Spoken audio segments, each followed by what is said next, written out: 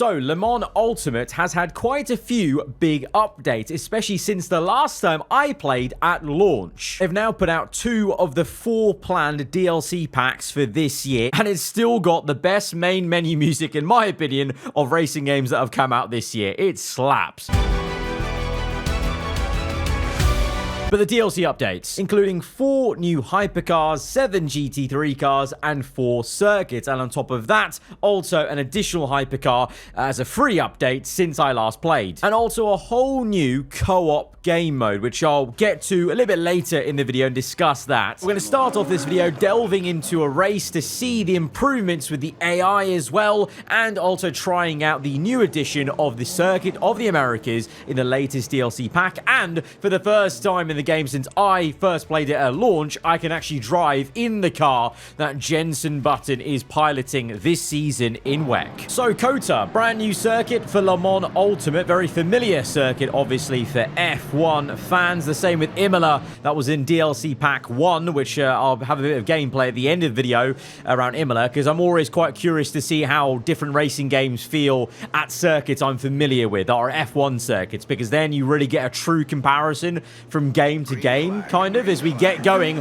from the formation lap. This was a big area that they looked to improve for the AI, and basing off this very aggressive start where we get pinched in by 2 of them. We've got the new radar in the middle, which is very handy to see what's going around us. Obviously with Le Mans cars, wet cars, it's not as easy to kind of get a sense of how big your car is and where the bumpers are on the rear and the front. So very handy feature for this game compared to maybe F1, for example. But yeah, COTA, a very bumpy affair, I must say, here on Le Mans Ultimate. Probably a more accurate representation of the Circuit Americas, I imagine. So yeah, all these bumps, and especially in Sector 1, not really there in the F1 game. So it's kind of fun to tackle it, a circuit that I know, but you get to certain corners and it's vastly different, which is always the fun of going to circuits, I feel, that you're familiar with from other racing games and other categories, and it's just like a totally different experience. But so far, a very good start for us. We were very punchy, I must say, on the opening lap, and it worked out for us. We weren't scared off by being nearly pinched in by those 2 cars off the start on the formation lap, and then a good dive on the inside of turn 1 meant we got quite a few positions, as we now see the Toyota looking for a move, which I was very surprised at. Obviously, ultimately, he didn't go for it, but I was actually quite pleased to see him pulling out to maybe attempt for the move. That's what ultimately I'm always looking for. When it comes to racing game AI, do they actually have a little half look like a player might do, even if they don't go for the move? Just have a little half look, try and put you off a little bit in the mirrors, and then obviously giving you a good fight side by side is always one of the most important things. And so far, we've had a few little side by side moments. I mean, the BMW cars were incredibly aggressive at the start. I think my aggression levels, by the way, on the settings is about, I think, 85%. So we'd be curious to see what it would look like if I went into the 90s up to 100% AI aggression, but that might be for another day, maybe a challenge video on this game another time, as we now try and put the Porsche under pressure, and we send in the dummy a bit. He goes defensive on the inside. We're able to go to the outside and just float the car through and get the move, but that's exactly what I wanted to do. Try and sell him the dummy, make him go and defend, and then get on the outside there. But again, great to see a bit of movement, dynamic movement going on. He covered the inside line. Obviously, I was trying to make him do that, but it would have been worse if he just held his middle line and didn't even try to go to the inside, because what if I actually sent it to the inside?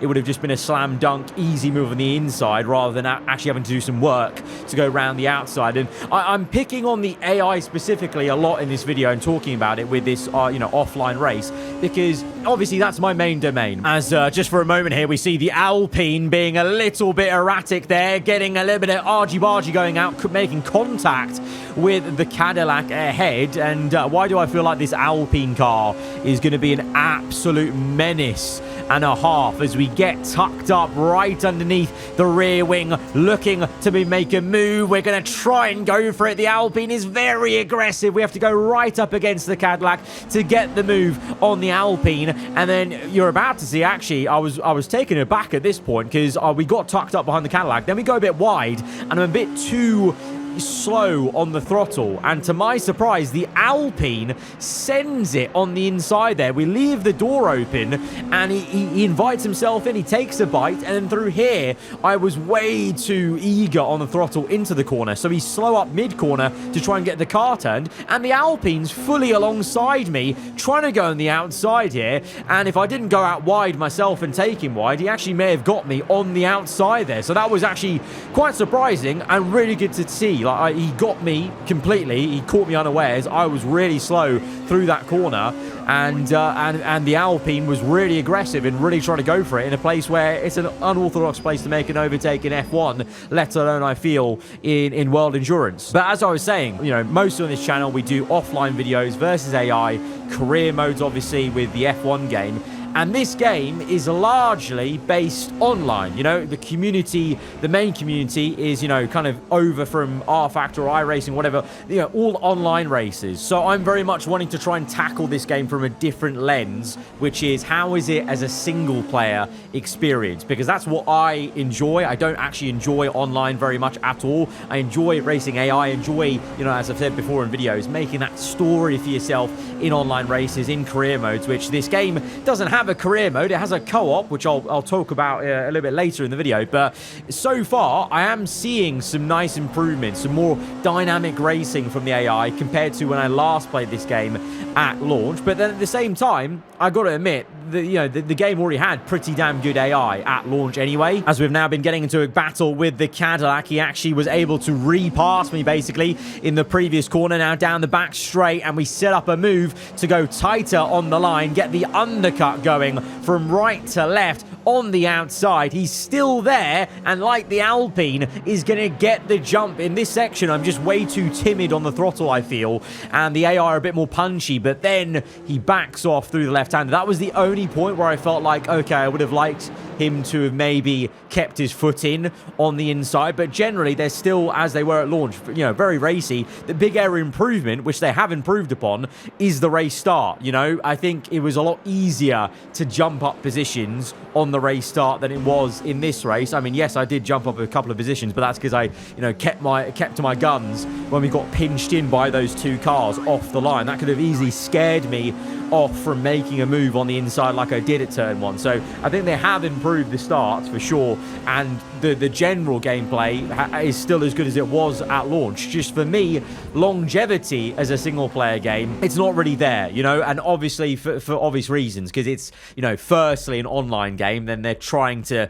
give you an offline experience. That, you know, fair play to them for improving the AI and having very decent AI, because a lot of racing games are online based. They just have the most shocking AI ever. I mean, take case in point, Assetto Corsa, great game, great modability, but awful AI. But so this is the new co-op mode. So you click into it, you can choose from 3 different races that you have to register for, because you're registering an online team. So you register, you pick your car, hypercar, LMP2, what have you, and you register for one of the 3 races available. I don't know if they're going to open it up to being able to do any race that you want to in the future, but you have to invite 2, or at least 1 friend, and you can invite a 3rd friend to do a 3-car team, 3-driver team. Obviously, you know, like in World Endurance, you share the cockpit with drivers. But I mean, full stop, I would still just love them just to make some sort of simple career mode that keeps track of your points, and, you know, maybe has an R&D upgrade here and there, and actually uses, you know, you can see the R&D, you know, real performances of the different teams in WEC.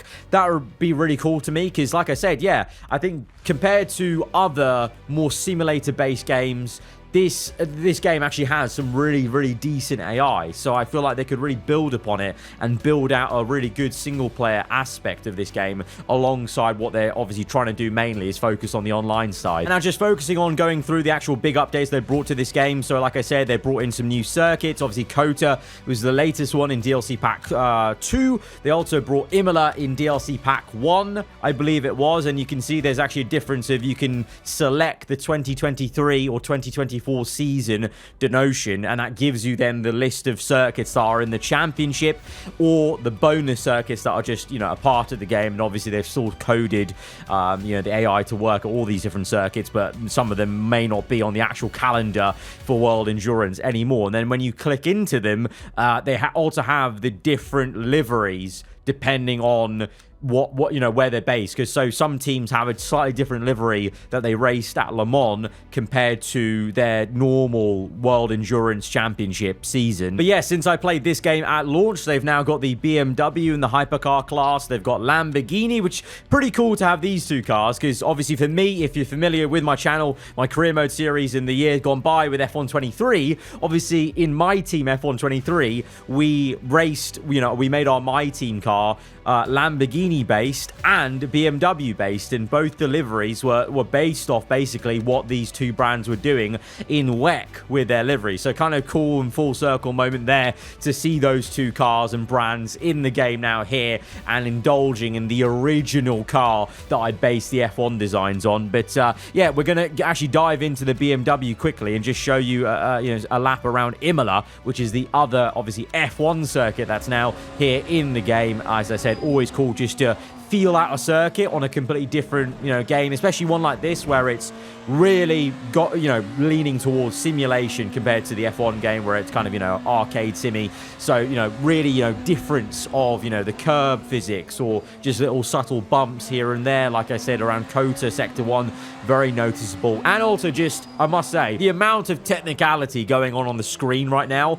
I didn't include it in this video, but when I first jumped on to this game after so long, I just had to go through my wheel and just figure out what every button did again, because there's so many different things to adjust in this game compared to the F1 game. But after a couple of laps, got into a rhythm, the game feels great, the handling feels great of any of the cars you hop into. Like I said, the AI for a simulation game like this is very good compared to, you know, other simulator games where their AI are just not as good, basically. And that's why for so long I've always actually said the F1 games, despite all the foibles, they have always had the best AI up until maybe F1 24. So there is so much potential here for a good single player experience, but for obvious reasons they're still focusing on online. There's no, you know, features on the horizon that might make it more of a game that I pick up and play in a single player manner. But I guess we'll see how things go in the future. But wanted to bring you an update on this because I was excited for this game when it launched, and we had some fun there, and I've had some fun coming back to it with the recent updates, the new circuits, etc. So guys, if you have enjoyed this video, then be sure to hit the like button, and hope you guys enjoy the rest of your day. Goodbye.